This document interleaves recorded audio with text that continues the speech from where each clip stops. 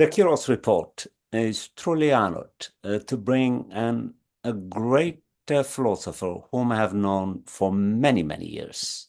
In fact, this particular episode is an exercise in remembrance, remembrance about things in the past. When I moved to the Boston area in 1982 with a PhD in philosophy from Kent State University and contemplating about doing another PhD at Harvard University, I heard of a political theorist who at the time was teaching in the Department of Political Science at MIT. I became curious and I dared to walk in right to his office. He was very young and handsome, as he is now. He welcomed me. He inquired about who I am, and he had a special fondness for Ethiopians because he was a good friend of the great Andreas Shetty, who was my teacher and my friend who passed away recently. I gently asked him if I could sit in his course. He says, of course you can. So I sat in his modern political philosophy course, not once only, but twice. I hope he remembers. Which led me eventually, through a mutual friend, to be introduced to the great John Rawls. I met John Rawls for the first time at a Dunkin' Donut shop in Fresh Pond. I sat right next to him, introduced myself to him very charmingly, and then chatted with him. And I did the same as I did with Josh Cohen. I asked him if I could sit in his courses. He generously said he could. I sat in at least 3 or 4 of John Rawls' seminars, and also 2 seminars with the great Quine. So, although I couldn't institutionally acquire a PhD from Harvard University, which was a dream, because at the time I became married with the first child, and the ambition was thwarted. But I'm proud to have been indirectly trained by John Rawls and also Josh Cohen, his friend. Professor Josh Cohen was the chair of the Department of Political Science at MIT, I believe from 1979 to about 2007, which then led him to go to Stanford, in which he was a professor, and then eventually landed at Apple University. He has published extensively. I counted about 13 books, which are a combination of books that he wrote directly and also co-edited books. And his 2 famous books are Deliberative Democracy and also Global Justice, in addition to prominent articles in journals such as the Philosophy and Public Affairs. He also continues to be an editor of a prestigious magazine, the Boston Review to date. So these are some of my remembrances. And now, the theme that is going to command our attention for the next 1 hour or so, because he's extremely busy, is this classic tension between liberty and equality, which was first formulated by a tradition that is formally known as the social contract tradition, spearheaded by the likes of John Locke, Hobbes, and Rousseau. Hobbes, of course, famously attempted to reconcile this tension by creating a great Leviathan that is going to restrain and suppress civil liberties when necessary, so that order could prevail somehow, which led John Locke to be slightly more open and more generous, and his way of reconciling the tension between liberty and equality is to pay equal homage to both.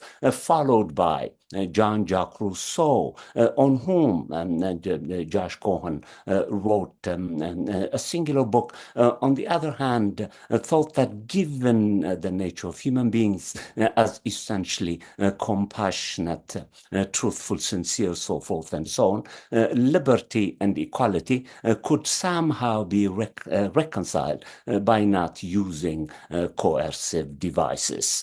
This tradition was also further followed by Kant himself, who theorized about the possibility of perpetual peace by combining the resources of politics and morality, and thinking of human beings as potentially moral.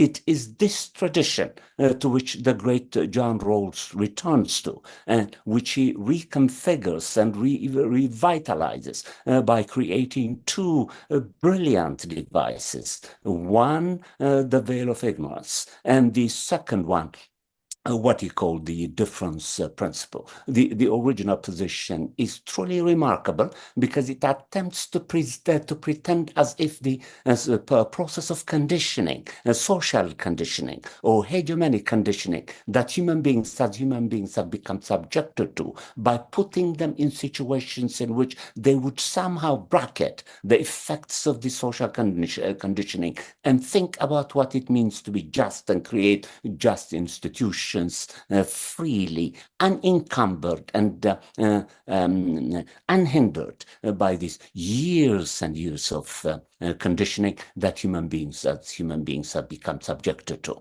I have dared to ask Professor Josh Cohen to make a case for what John Rawls has accomplished, particularly in this tumultuous time in which once again the tension between the liberties and equality is being fought rudely at a very unkind marketplace. Take it from there, Professor, and make a case for the theory of justice. Well, thank you, Teodros. It's so good to see you again after a very long time. And I not only appreciate the generosity of your introduction of me, but the breadth of your presentation about the issues that we're going to be exploring. I just, if I might mention two things before getting into the main topic about Rawls and John Rawls's theory of justice. You mentioned our mutual friend, Andreas Eshete, who I knew well from beginning in 1970, in the spring of my first year as an undergraduate at Yale. Andreas was actually my first philosophy teacher. So I not only had a deep affection and respect for him, but also a great sense of gratitude for his having introduced me to the field. And also, he wrote a very important piece on John Rawls's theory of justice that he published in Ethics in 1974. And it was a way for me to get a better sense of what it meant to take these ideas seriously and really get into the details of them. So Andreas, who, as you mentioned, passed away recently, was a very dear friend, but also my first philosophy teacher. The other, I want to just briefly add, you mentioned the Boston Review, which I've been editor or co-editor of since 1991 for 34 years.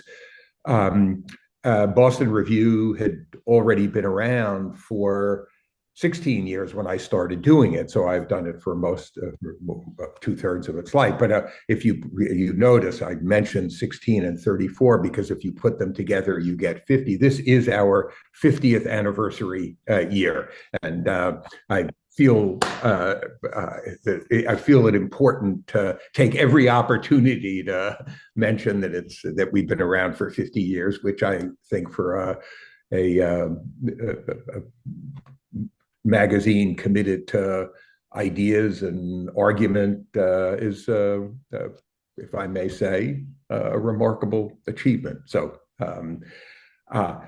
that said, we get to the main topic for today, Teodros, which is Rawls's theory of justice. And you already touched on a number of the essential ideas in Rawls's theory, including in particular, and I think this is a very important piece of it, what you called and what Rawls calls the the aim of reconciling the fundamental values of liberty and equality, rather than, as is more conventional, treating liberty and equality as fundamentally warring ideas between which you have to choose sides. Milton Friedman said in his book, Capitalism and Freedom, you can be a liberal or you can be an egalitarian.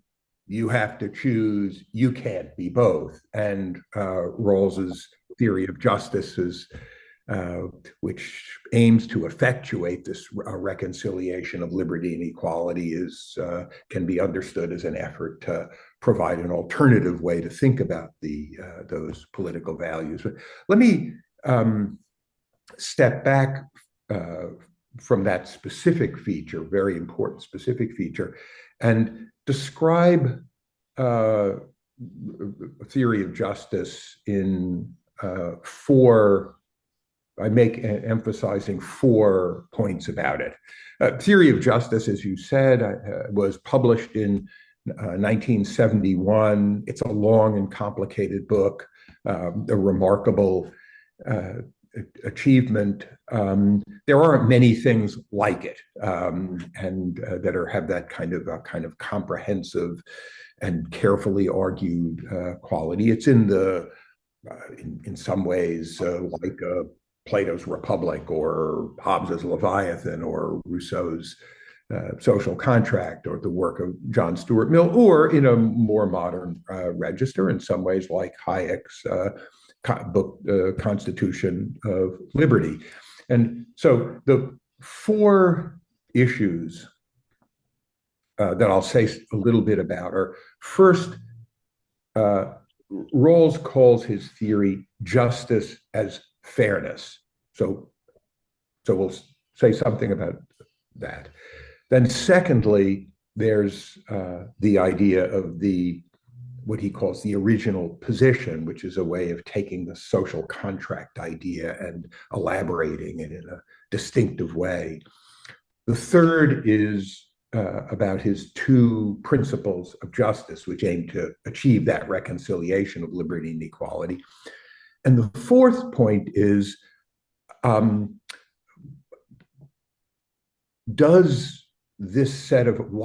might somebody think that this set of ideas has any grip on people's motivations, that it has any kind of realism for human beings? What's the psychological reality of it all? So justice is fairness, the original position, 2 principles of justice, and this psychological motivational story, which will get us to the tumult. That last point will get us to the tumultuous present.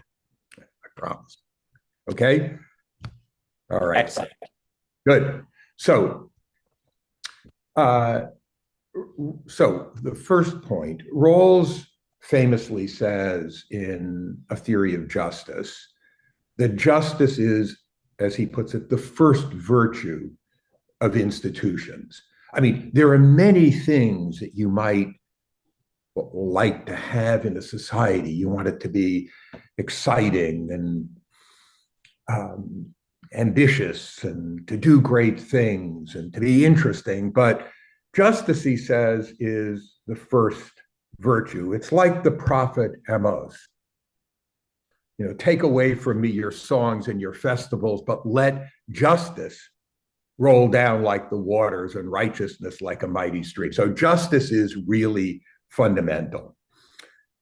But there are lots of people who might say that and might say it, authentically, not just giving lip service to that idea.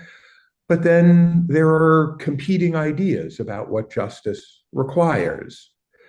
So how can we get some kind of more substantial, richer picture of what justice requires? And this is the first idea.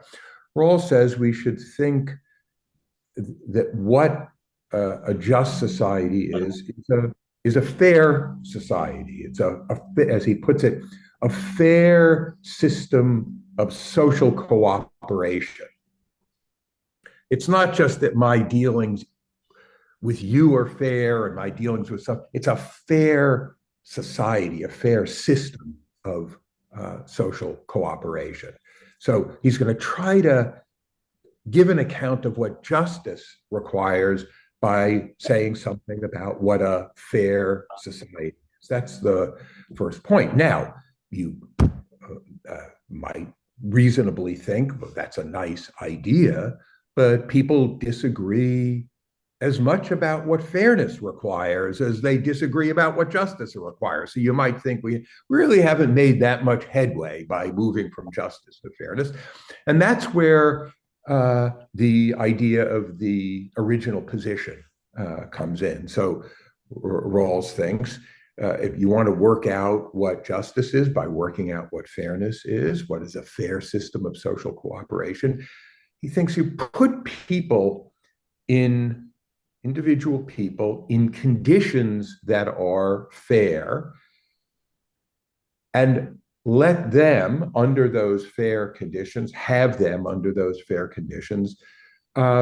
decide what the principles will be for their society. That's the social contract idea. And his way of thinking about what those fair conditions are, and this is obviously a contestable idea, is he thinks it's fair conditions means conditions that treat those individual participants in the deliberation about the principles of justice, that treats them as free and equal moral persons.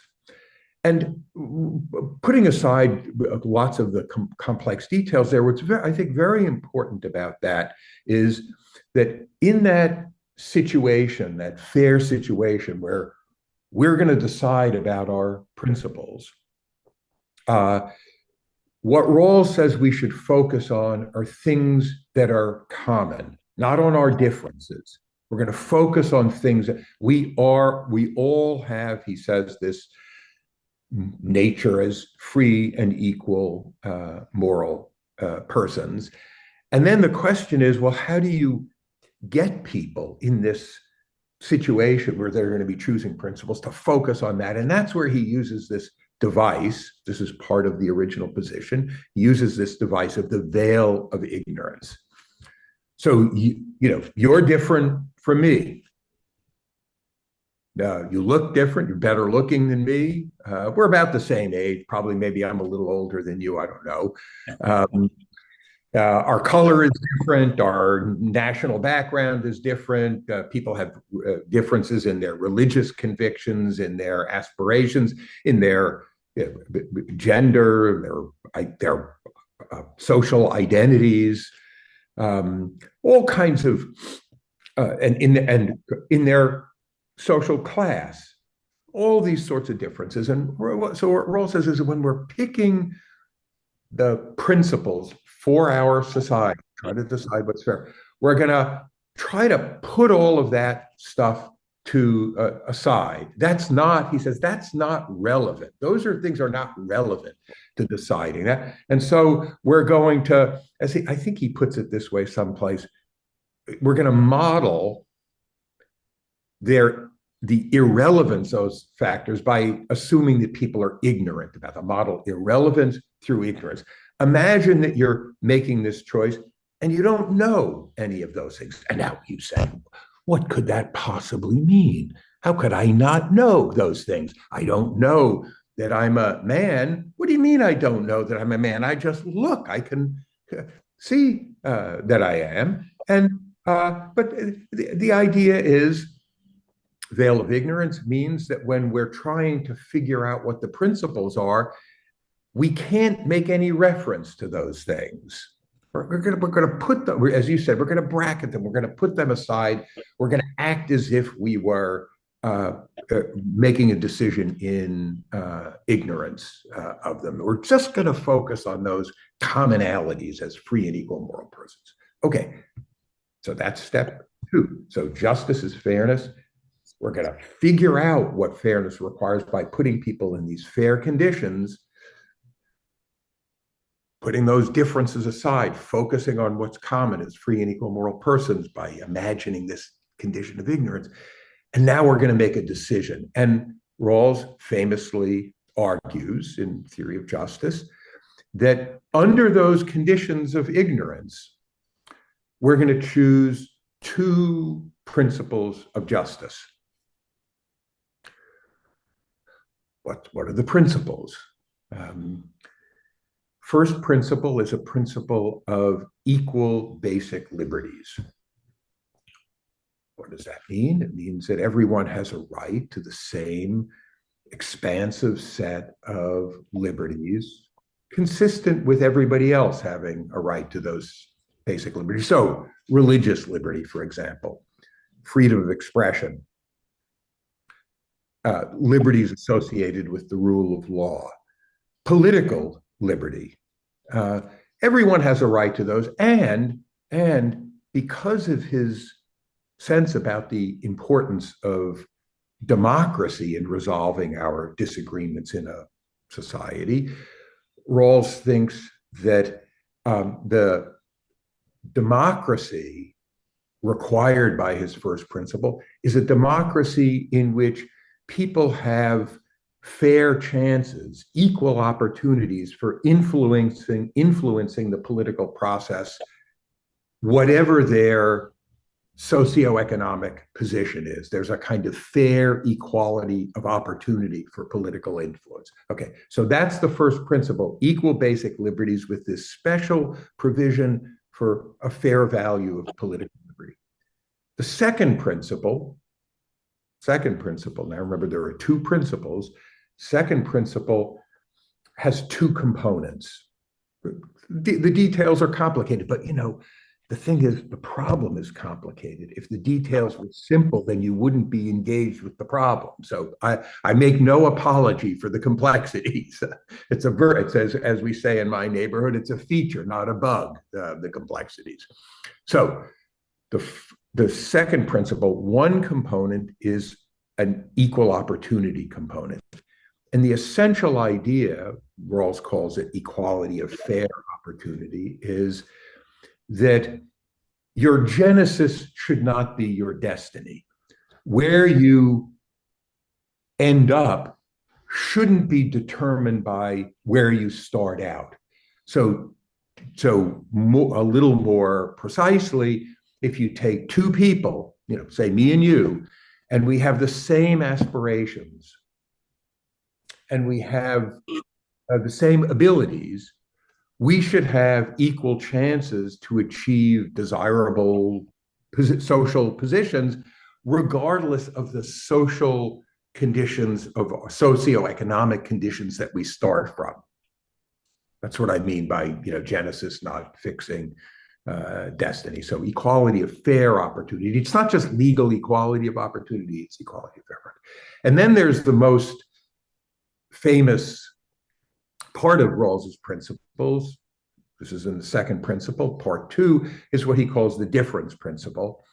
The main idea of the difference principle is it's fine, it's not unfair and not unjust in a society for some people to be better off than other people. It's not flat equality that's required. But if there are inequalities, the inequalities have to work to the, as he puts it, the maximum benefit of the least advantaged group.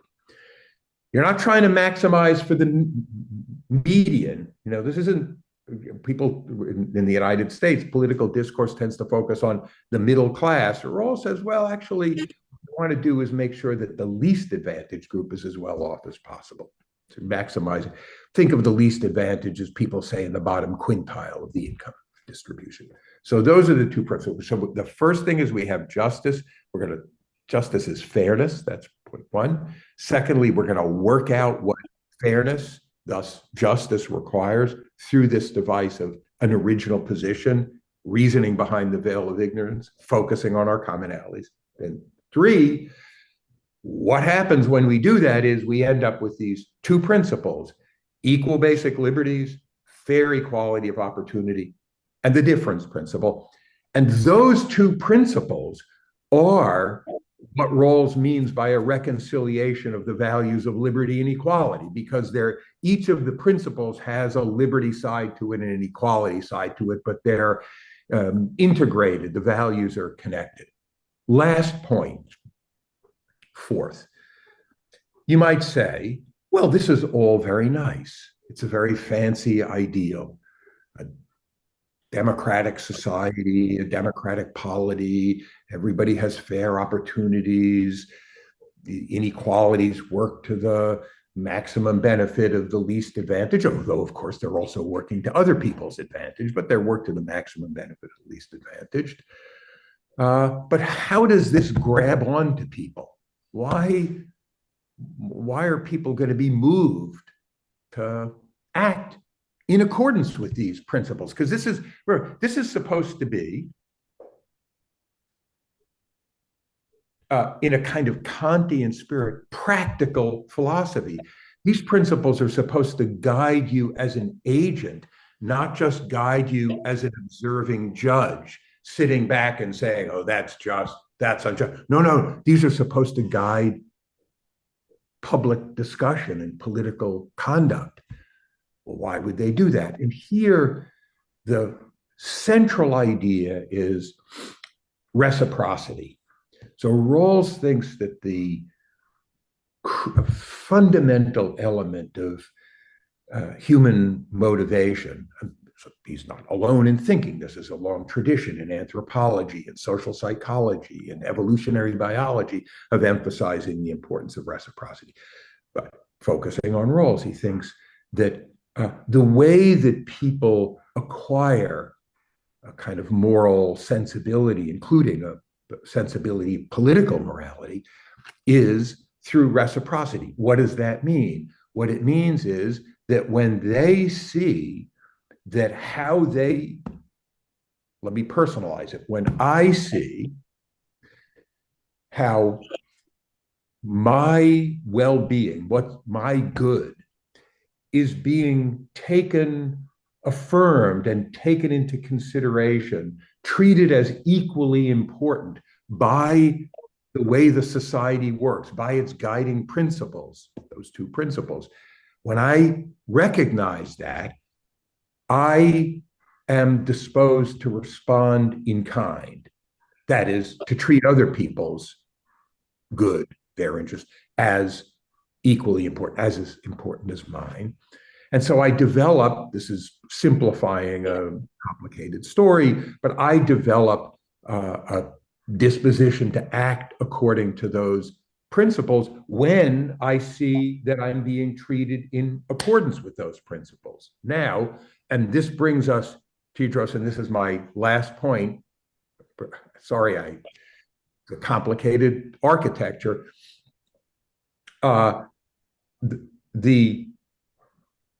That's what happens when I recognize that I am being treated in accordance with those principles. What happens when I think that I'm not? When I think that I'm treated as a no count, don't count for anything, or counting for less, when my good is not affirmed and treated as equally important, then what you end up with is not the development of this sense of justice along with other people. That you end up with a kind of righteous anger, not just anger, and not just righteousness, but righteous anger, because you're not being taken seriously, not being treated as an equal.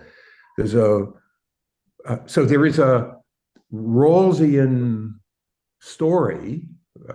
I don't mean a mere story. I think a plausible argument about why politics, say in the United States, but not only in the United States, looks the way it does.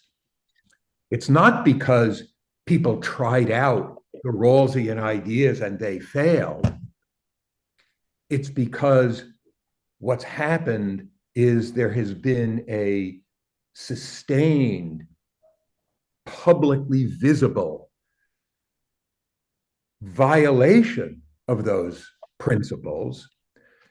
And maybe the principles are right or maybe the principles are wrong. But if you accept Rawls's overall argument, then you would actually predict. You would predict that with the explosive expansion of inequality, the dismissal of the concerns about people whose lives, whose communities, whose jobs have been obliterated. You would expect people to get angry, to be angry, and instead of just dwelling on the anger, why are people so angry? You recognize that the anger is righteous. Anyway, that's Rawls's. There you have it. That's my. That is incredible, Josh. First of all, this performance takes me back to 1982 when I took your modern philosophy course, in which you were just brilliant. You still are. In fact, more brilliant now with the seasoning of time. Now, let me trigger your imagination so that we can now apply this to the analysis of what I call the tumultuous time. Yeah.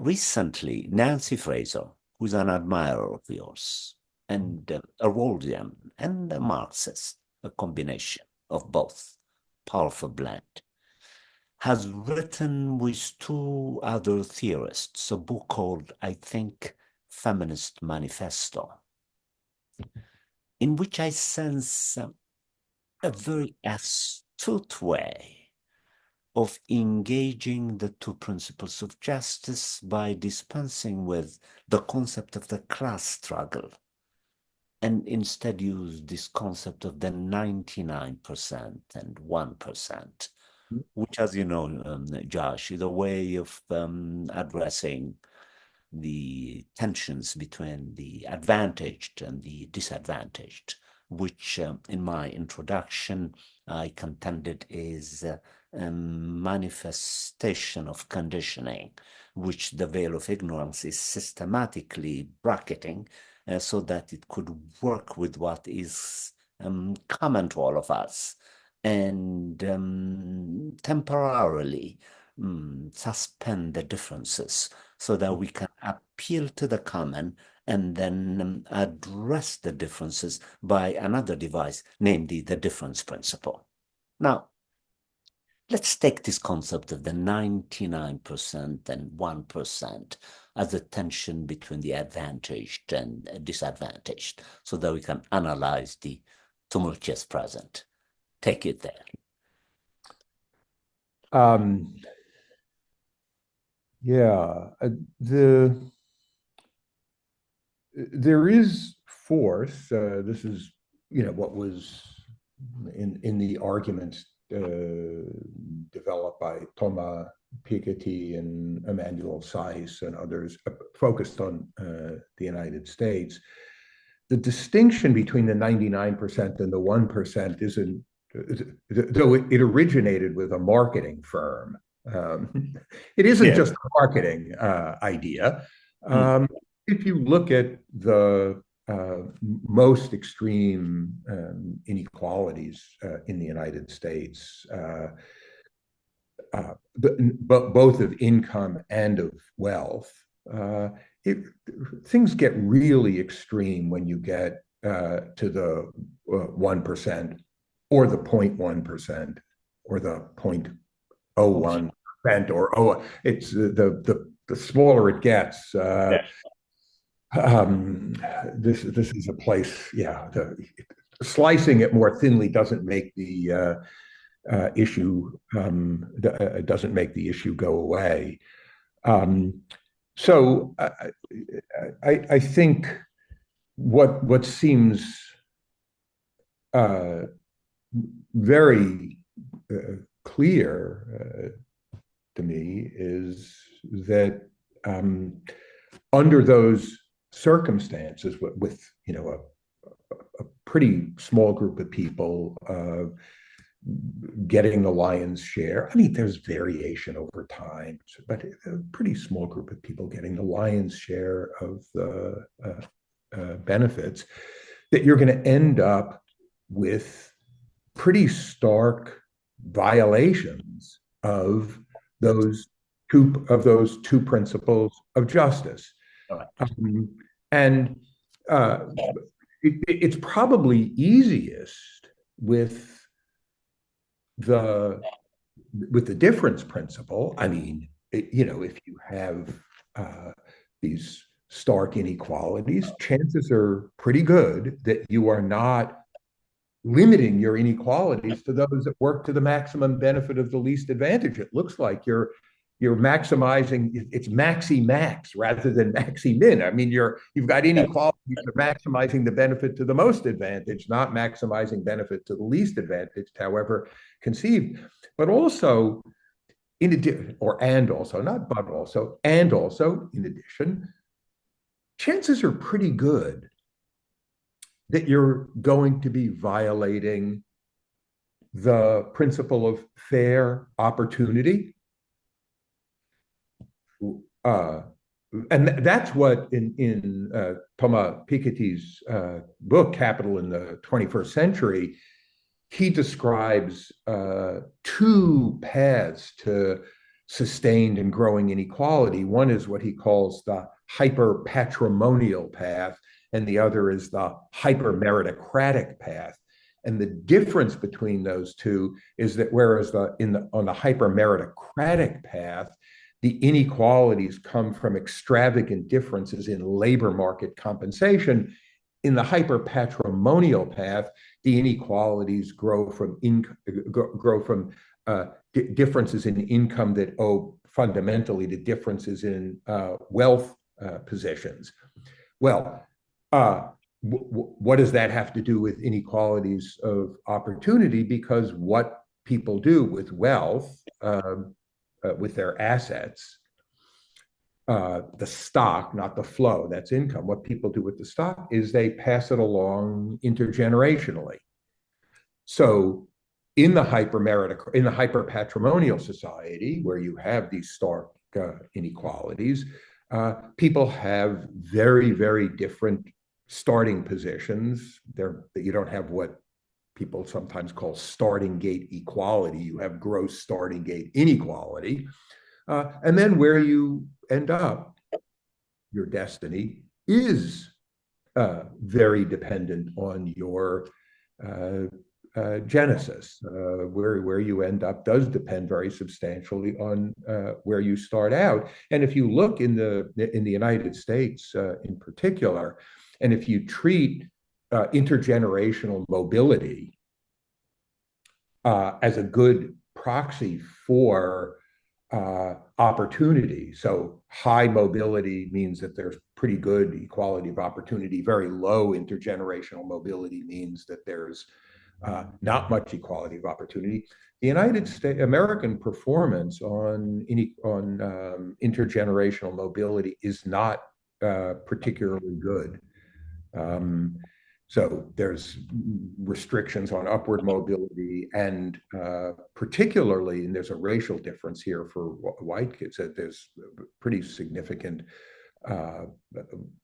limits on downward mobility. You're born where you end up does depend on where you start. And also, and just one last point on this, Tedros, because I think this is really fundamental. It's not only just thinking of it from a Rawlsian point of view, you get 99%, 1%, you've got difference principle. That's, don't have to dwell on that for a long time, but equality of opportunity. But also, it's very unlikely. The more gross the inequality is, the less likely it is that you're going to have a fair democracy where people have equal chances for political influence. And you can do all you want, not that this happens, but you could do all you want about trying to, have campaign finance regulations. But if you have huge inequalities and you try to regulate their impact on politics through campaign finance regulation, I think of that as like my experiences living in Cambridge near Fresh Pond, and we had a leaky basement. And you can plug those holes all you want. You can coat them. You can dig trenches. That goddamn water is going to get into your basement some way or another. And it's the same thing with money and politics. It's really gross. And the stakes are pretty high. So if you got a lot of resources, it would be irresponsible not to use them to try to influence. So it's an impossible task. So, yeah, I'm not sure if that's the kind of thing that Nancy Fraser, wonderful political theorist, and one has contributed to Boston Review, wonderful political theorist. I'm not sure if that's what she and her co-authors have in mind, but that's a Rawlsian perspective on that, those inequalities. That's exactly what she had in mind. You captured it quite well. I'm sure she'll be very pleased with you. Now, let's develop an internal critique of the limitations of a theory of justice. Yeah. You have written two foundational books, which I read very carefully, and I enjoyed them both. Deliberative Democracy and Global Justice. And I now want you to use your own contributions to really make the Rawlsian challenge of addressing our tumultuous time in the absence of the tendency that the notion of class struggle has in American discourse. People just don't like to talk about class struggles. But they do like to talk about maximizing the capacities of the rich and well-to-do from all kinds of perspectives, including religious sentiments, to help the least advantaged, which I think is what Rawls, I don't know how religious he was drawing from, so that he could cavalierly use the original position, not because he's not aware of the residues of conditioning, as I called it, but that following Kant, he thought that the capacity to think morally is an inherent power that human beings as human beings have, which in my own work on Kemet, ancient Kemet, led me to revitalize what engaging the human heart, as I called it, in contrast to the brain does, so that we can make the ideals of working with the original position as a device, as something that is doable, because it is already in us. It's a matter of revitalizing it and minimizing the calculative tendencies of the brain, which has a tendency of conditioning us to look at life transactionally, whereas the heart following the resources of the great India and the great China, the magisterial spiritual thinkers, which is a tradition, I think, that Rousseau in particular exploited, on whom you wrote, gives us these powers, these inherent powers that we have, what you call the cooperation, the kindness, the generosity, thinking for the others, so forth and so on. I'm taking you to kinds of places now. And I'm sure you're going to reduce it to Rawlsian formulations. Please do. Yeah. Very hard, interesting, and important questions and reflections. And let me start with a Rawlsian formulation, Please. and won't capture all elements of what you've said, the rich comments that you've made. But Rawls distinguishes, I mean, not alone in distinguishing, but he distinguishes between what he calls the reasonable and the rational. And the rational is what you were referring to as the calculative side. It's the strategic side. It's the side where you're thinking, maybe not selfishly. It could be your, for your group, could be for, but you've got a goal. And what you're going to do is try to make it as likely as possible that that goal is achieved. And why make it unlikely that the goal is going to be achieved? What are you supposed to do? It's your goal. But that's different from what he calls the reasonable. And let me connect this back to what I said before about the idea of reciprocity. Yes. So when I'm moved by reciprocity, what I do, this is the story, is I respond in kind to somebody else. I don't mean I respond kindly, though that may be true too, but there's a kind of doing to them or for them what they've done for me. You've shown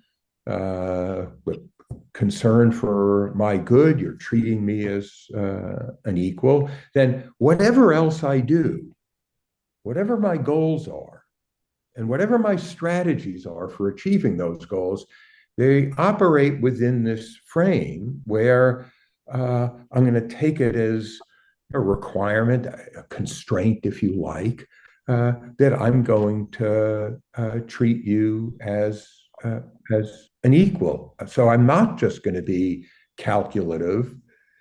I'm not just going to engage in a kind of bargaining with you where I'm trying to get the best deal that I can get, knowing that you're going to be trying to get the best deal that you can get. But I take your interests seriously, and that puts certain kinds of things out of bounds. So the reasonable is a way of talking about my having, kind of moral capacities that I take other people as just as important as I am. I don't put myself on a pedestal or to use a Kantian phrasing about it. I don't treat them merely as a means, but treat them as an end. I treat us as, in Kant's phrase, the law-giving members of the republic of ends. And so it's not, so I'm gonna, there's a limit on to use another term that you used, there's a limit on how much in my engagements with other people, either in the same society or across borders, there's a limit on how much I'm going to be transactional. And we know who we're talking about when we say that. Mr. Transact, we're talking about Mr. Transactional there. Indeed. Indeed. And yeah. So I'm not sure, Teodros, if that gets it.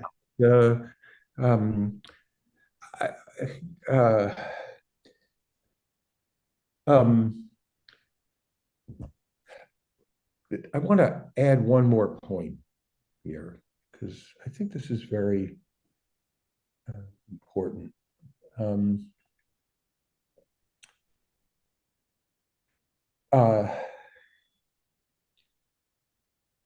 These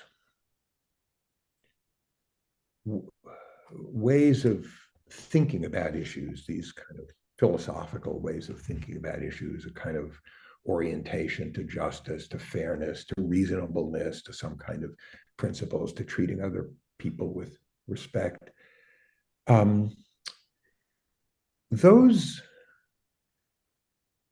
Those are things that you have to be prepared for. You can't, it's not a kind of an in the moment thing. Correct. It's got to be part of, you have to deeply internalize these ways of thinking about things. I mean, they may be natural in some way. That is, we have the meaning that we have a capacity, part of our nature to do this, but they're not natural in being the default state. Correct. It needs thinking, it needs reflection, it needs preparation. I'll tell a story about this because I think Rawls himself really thought that these philosophical issues are very important as part of the background that people bring to situations. And it's important not to think of them as academic reflections or as people sticking their head up in the clouds. And so when I was a first year PhD student at Harvard, so a long time ago, this is 1973, 74. In 1974, so spring 74, it's the second semester of my first year, Rawls was teaching a seminar on Kant's moral philosophy. And in the seminar, we read the groundwork. He said, just start off by reading everything. And then so we talked about the groundwork and the second critique and the book on religion within the limits of reason. And there was the class met on a Wednesday, as I remember. So we had the class. I get home. Here I am. I'm 22 years old. And I get a phone call from Rawls. Yeah, that's him. What's this? And he says, I hope that was okay today. And at the time, I thought, whoa, why is John Rawls asking me? Hey. And one way to think about it, completely wrong, I think. One way to think about it is there's John Rawls sitting in his office and he thinks, oh, I want to validate this student. I want to make the student feel good. And I think if I call him, to ask how the class went, he's going to feel. I don't think it was that at all. I mean, he was a very supportive and teacher, and he had a large number of students who all had affection and great respect and affection for him. I think the reason he called was he thought, I'm teaching Kant. That's a big deal. Not just a big deal intellectually. It's a big deal as a practical matter. These ideas are really consequential. And I want to know how it was because I want to make sure that I am doing a decent job of conveying the substance of these ideas. Yeah. Anyway, I think he was right about that. I do think that they don't answer all questions, and that's a very important. There's a limit on the range of questions they can answer, and they shouldn't answer all questions. That would be bad to have some philosophical argument for some principles, and now you just some complicated situation comes up, and you say, okay, how do I apply the principles to this situation? Requires judgment. There's reasonable disagreement about how they evolve. Nevertheless, they're very important. Incredible. I resonate with all this. I have to publicly say the following. I love John Rawls, the man. Yeah. He was a living practice of ethics. Yeah. He really lived his life in accordance with these moral potentials that he was trying to extract from human beings. Now, at the expense of flattering you, and take my compliment seriously, I don't flatter easily.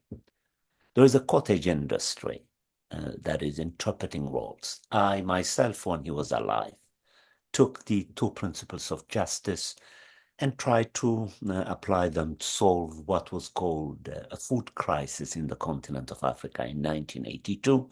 And I did reformulate the relationship between the two principles of justice. I made the first second and the second first because the material conditions in the continents were such that, to use your term, global justice, that needed immediate attention. So I bracketed the importance of the civil liberties and tried to highlight the importance of using the difference principle to engage the African bourgeoisie, in particular symbols of the most advantaged, to be morally challenged and maximally, not minimally, but maximally contribute to the conditions of the least advantaged. I showed him the book. I was a bit shy to ask him to endorse it because the book was already published. I will never know whether he approved of it or not because I dared to restructure the two principles of justice by essentially saying the first is second and the second is first. But the man is so kind that he did not attack me because I did not use him intra-transactionally to build a career. I just shared the book with him, I signed it, and I gave it to him.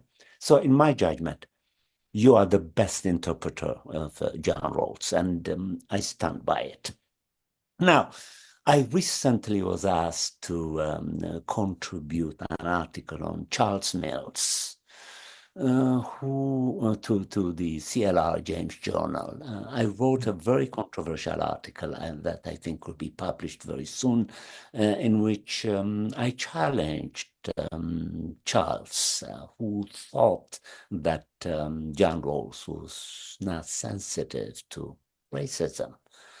I said, in fact, it is precisely the case that you can use the two principles of justice and develop, in fact, a critique of racism.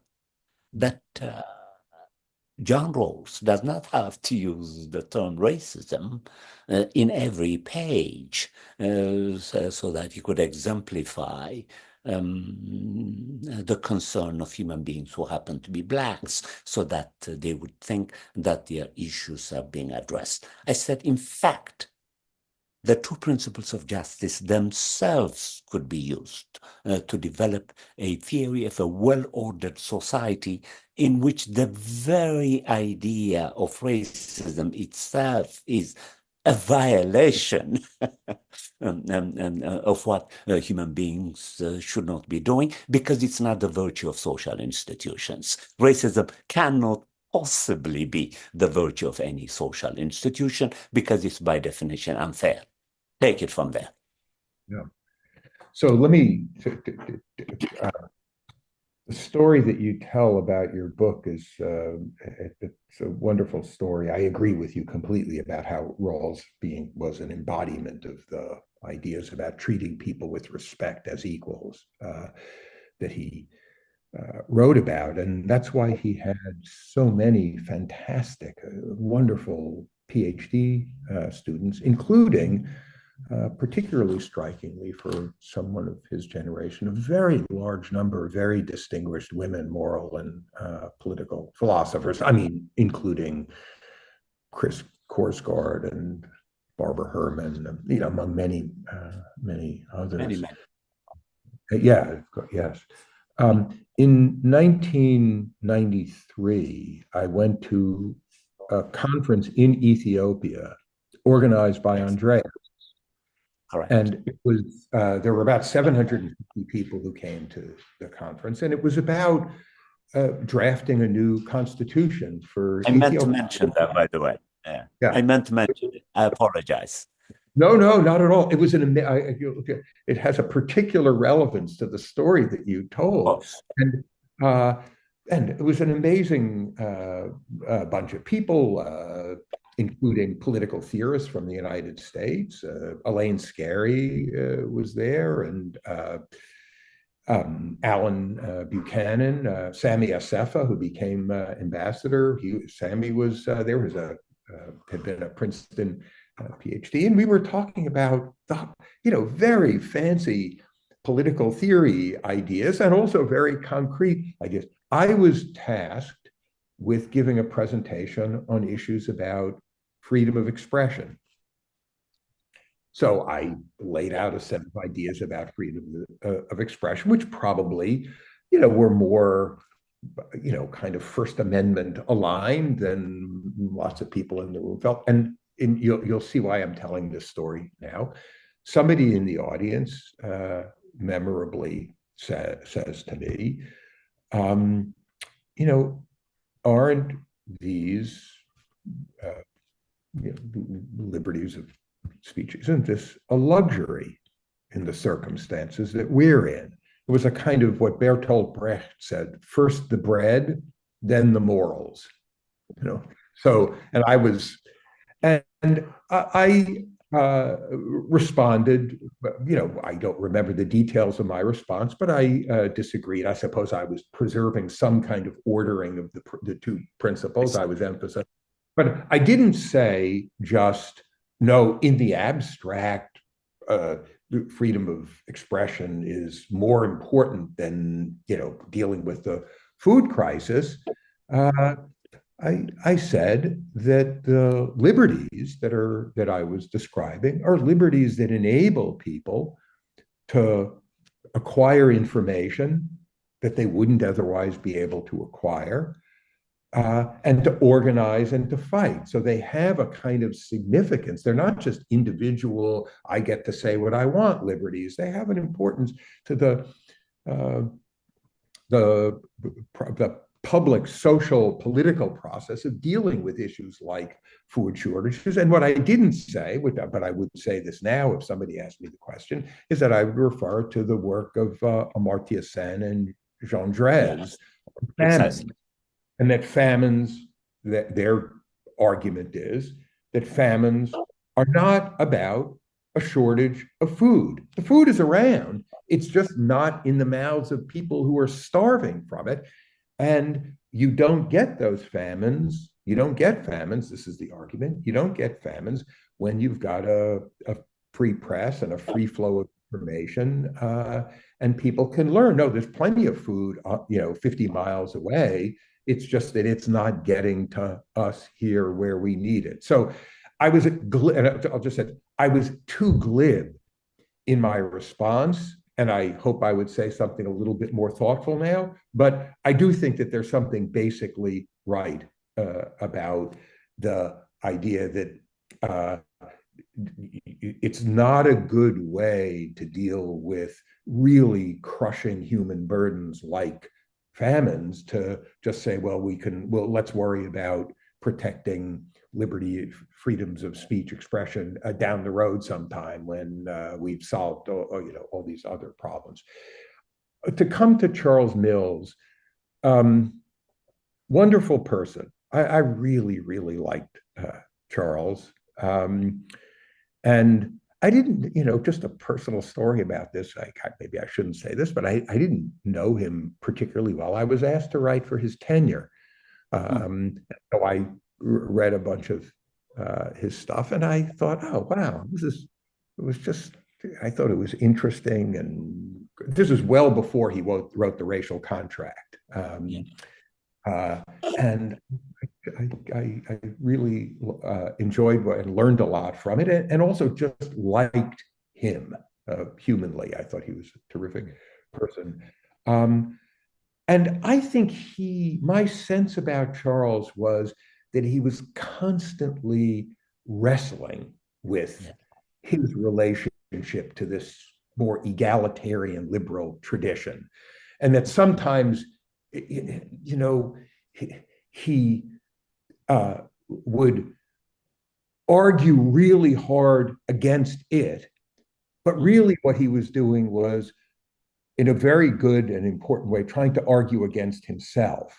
That if he was going to embrace this, he wanted to make sure that he had stress tested it as hard as he could. And he would do that by, saying these things that were, I think not right about the, Rawlsian views, but it was his way of trying to come to terms with them, not his way. This is maybe I'm misinterpreting him, but I always thought he was his way of not of dismissing them, but of trying to come to terms with a deeply thoughtful person. But I think, I mean, there are plenty of people who've written critically about, including you, written critically about what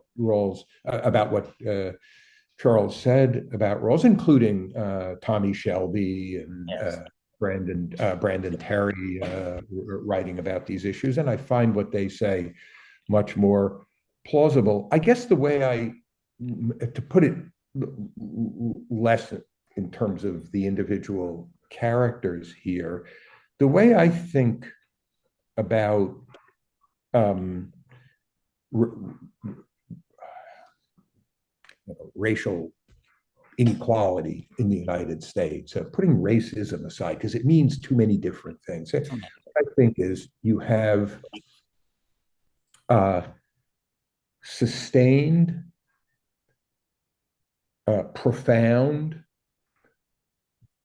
and multidimensional inequalities. So when I say multidimensional, what I mean is in income, in wealth, in social mobility, in housing ownership, in health, morbidity and mortality. So multidimensional, sustained over a very long period of time, profound. These are not small differences. I mean, income, it's about, 1.6x white, black. Wealth, it's about 10x white, black in a sustained way. And those differences are, to use a Rawlsian phrase, they're present from the start. Yes. People are born into them. So whatever you think about those inequalities between and among adults, they have a large impact on the lives of kids who were born into those.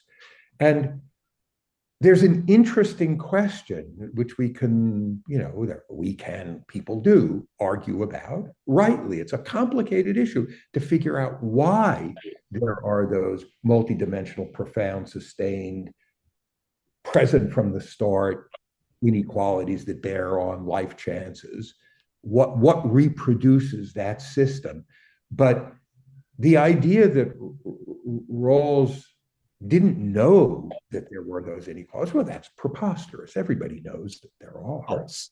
And the idea that he thought, well, they're okay, that's not a problem, well, that's ridiculous. I mean, I just described multidimensional, profound, sustained, present from the start. I just described inequalities that it's hard to see how they are going to be just. I mean, maybe there's some complicated explanation. It's hard to see how they're going to be just, especially because of their presence from the start, which is going to have a large impact on equality of opportunity. So I've never, maybe it's some, I appreciate your generous remarks about me. Maybe this shows some shallowness on my part, but I've never understood. I mean, literally, I have never understood the idea that the Rawlsian framework about justice is not alive to issues about these, the persistence of racial inequality in the United States. It seems that, of course, it is, but you don't need some special principles of, right? Anyway, we're in violent agreement. We're in violent agreement about this, Kiros. It's amazing. I wish we had connected earlier, because what I did in this article is simply this in analytic terms. What I did is the following. If it is the case, as John Rawls contends, that justice is the virtue of social institutions in the exact sense that thought or truth speaking is to systems of thought. And if it is the case that what we call racism is a violation of these social institutions, that it is unvirtuous. Therefore, by definition, racism is unfair. By definition, you don't have to go beyond that. It is the blatant manifestation of the absence of justice as a virtue, which is the virtue of social institutions. I took this analytic proposition and developed an argument going after Charles Mintz. It doesn't have to be elevated to a third principle of justice. It's simply implied in the first and the second. I hope I'm right. Well, yes. I hope you're right too, because if you're wrong, then I'm wrong, and I don't like to be wrong. No, do I? No, that seems that's very well put. I don't think there's any need for any third principles, and it's not because I think the issue is insignificant. No, I don't think it's insignificant. I think it's really incredibly important. It is by definition there already. But Yeah, I was. here already, we are just about at time. I'll just mention that I did a conversation last week in a class at Stanford that's designed to bring people together who disagree on some things. So Glenn Lowry and I had a conversation. And Glenn is an old friend, and I started off. I said, "Look, we can talk about what we disagree about, but what I want to do is start off by saying what we agree about, and that'll frame the discussion of the disagreements." And I listed, as it turned out, 15 points of agreement, including, I said, there is this issue about multidimensional, profound, sustained racial inequalities that are present from birth, and that's a very large problem. And we can talk about why that gets sustained, and we can hear, but that there's something wrong with that, and that I said to Glenn, I think that's one of the things that you and I agree about, and he said he accepted all my 15 points of agreement. So there are three of us. That's what I love about the way you have been engaging Glenn Lowry. I've been following your friendship with him, and I admire you for at least appreciating the brilliance of this man with all kinds of flaws. You cannot deny Glenn brilliance. He's absolutely. And you use the Rawlsian principle of appealing to the best part of the self, and then from that you also attend to the differences, because these are differences that cannot be abolished from the nature of the self. This has been one of my best episodes in which you brought me out to practice my craft as a philosopher. I am very grateful to you, and this is going to be a future project between you and I. Every year when you are available, I would like you to come and have a discourse on different issues about our tumultuous time. This has been host Teodros Kiros for the Kiros Report. The Kiros Report is supported by the Hutchins Center at Harvard University, and I'm honored to have invited my teacher, my former teacher, Professor Josh Cohen. Thanks for coming to the program. Thank you so much for having me. It was wonderful to see you.